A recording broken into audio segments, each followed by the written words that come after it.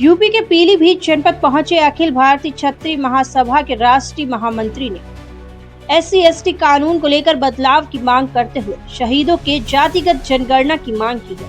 इसको लेकर उन्होंने प्रधानमंत्री को पत्र भी लिखा है।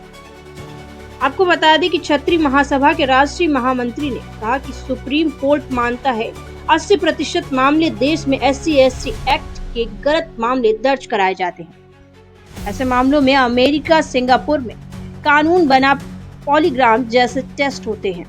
ये सारे टेस्ट के कानून सदन में हक में लाए जाएं। जो गलत केस दर्ज हैं उनकी जांच करवाकर उन्हें निर्दोष प्रमाण पत्र देकर फर्जी केस दर्ज कराए जाने वाले लोगों से 5 गुना मुआवजा वसूला जाए। 1947 में अखंड भारत के लिए भारत सरकार ने अनुबंध किया था, तो इतने विभाजन क्यों हो गए? इसीलिए हमसे लाखों टन सोना, लाखों हेक्टेयर जमीन, 565 गढ़ किले ले लिए गए। अवसरवादी होना खराब नहीं है, जातिवाद होना खराब नहीं मानता। महंगाई, बेरोजगारी, शिक्षा, विकास पर बात नहीं होती है, केवल सत्ता में आने के लिए ये होता है। 1952 में राजस्थान, सन 1980 का उत्तर प्रदेश का चुनाव देख लीजिएगा। देश आजाद हुआ 1947 से लेकर अब तक शहीदों की जातिगत गणना करवा ली जाए, पता लग जाएगा कि देश में किसने कितनी सहभागिता निभाई है।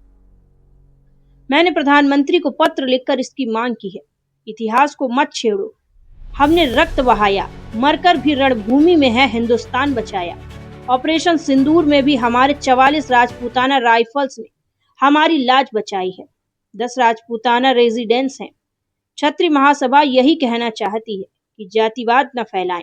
पिछड़ा कुछ भी नहीं था। आरक्षण का दोहरा मापदंड खत्म होना चाहिए।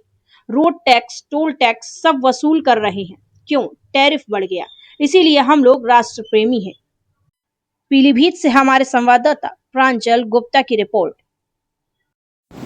तो क्षत्रिय महासभा की तरफ से आज आप पीलीभीत आए हैं, पीलीभीत आपका आगमन हुआ है। शहीदों की आपने बात की और SC/ST को लेकर आपने मांग की। किस तरीके की मांग आप लोगों की तरफ से की जा रही है?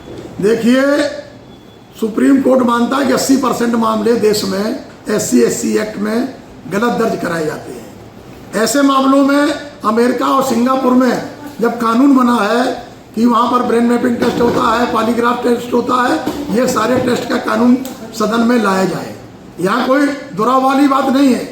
और जो लोग गलत जेलों में दर्ज बंद हैं उनकी जांच करा करके उनको निर्दोष प्रमाण पत्र दे करके फर्जी मुकदमे कराने वालों के खिलाफ 5 गुना उनसे मुआवजा वसूला जाए।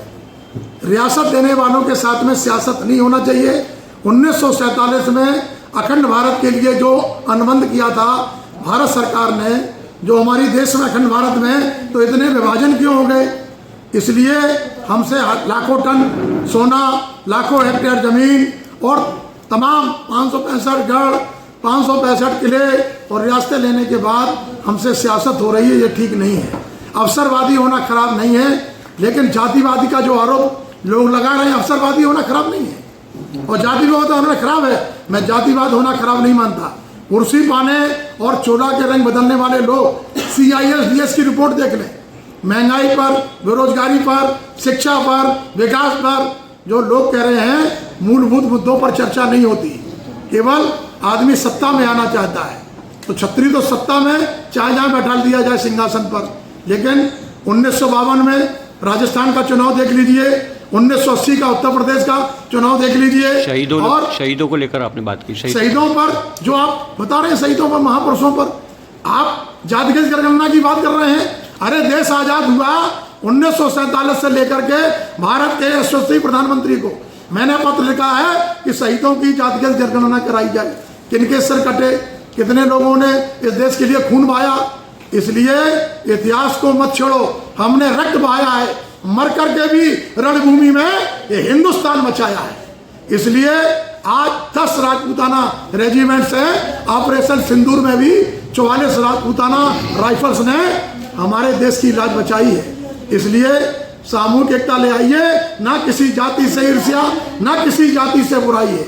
जो क्षत्रिय समाज को सम्मान देगा, मरते दम तक मेरा भाई है। इसलिए सामूहिक एकता का अभियान खाड़ी से पहाड़ी तक अखिल भारतीय क्षत्रिय महासभा सिंगरा मऊ, तीसरी दुनिया का सबसे बड़ा क्षत्रियों का एकमात्र संगठन आपके बीच मैं वरिष्ठ राष्ट्रीय महामंत्री राघवेंद्र सिंह राजू सब समाज के लोगों के बीच में, मीडिया के बीच में सिर्फ यही कहना चाहता हूं, आज जो देश में जाति उन्माद फैला करके करेंगे, महापुरुषों को जातियों में गोलबंद करेंगे, राणा सांगा पर गलत टिप्पणी करेंगे और इसके बाद एनसीईआरटी की पुस्तकों में गलत टिप्पणी करेंगे, आप गलत कानून बनाएंगे और इसके बाद हमारे लोग सदन में चुप बैठे रहते, विधानसभा में चुप बैठे रहते।